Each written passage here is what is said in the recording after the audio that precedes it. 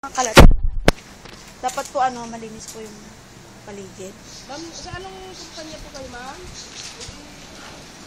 Clean Up Clark po.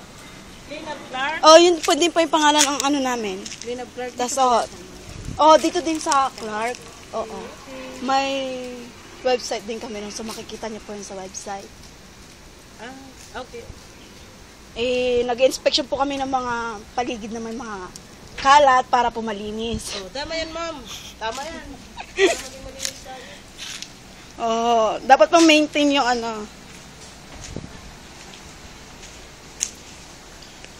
This a Conquest. Ano kasi?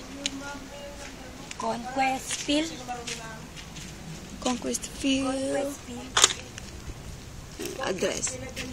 Philippines. Ayan.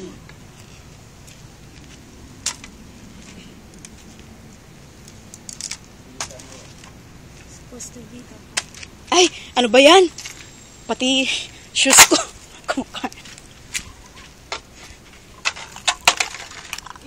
May naglilinis po dito. Mayroon po. Sir? Mayroon. Regular naman po. Oo. Yung Pinawal bakit po po bakit po walang basurahan dito sa labas? Madami pong styro na parang pinagkainan. Kasi dito po sila, ma'am, sa loob kumakain. Wala, kapag kainan, hindi sila lumalabas ito. Wala pong So sino yung may gawa ng mga niyan? tamang Nadaan lang yan, ma'am. Mga nadaan lang. Kasi halatang kasi mga sila, styro ng pagkain.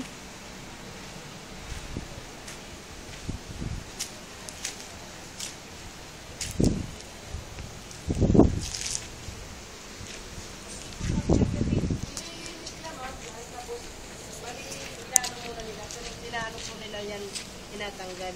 Kaso ngayon, busy sa loob. Oo. Maghapon na po sila nagano. Sa hapon na naglilinis. Kasi busy sila sa loob, di ba? Pabrika kasi. Oo. Meron namang dito, di ba? Yung regular na nagwawali sa mga daan, sa mga Metro 8. Ayun ang hindi nakakarating dito. So walang Metro 8 dito, wala? Wala. Bakit?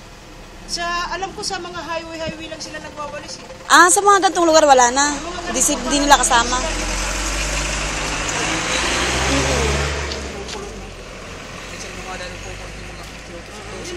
Yun lang, wala na. Wala na. Hindi sila maabot Walang dito. nagwawalis talaga siya. So, ibig sabihin dito, kanya-kanya. Manual. Okay. Sige po. Thank you po.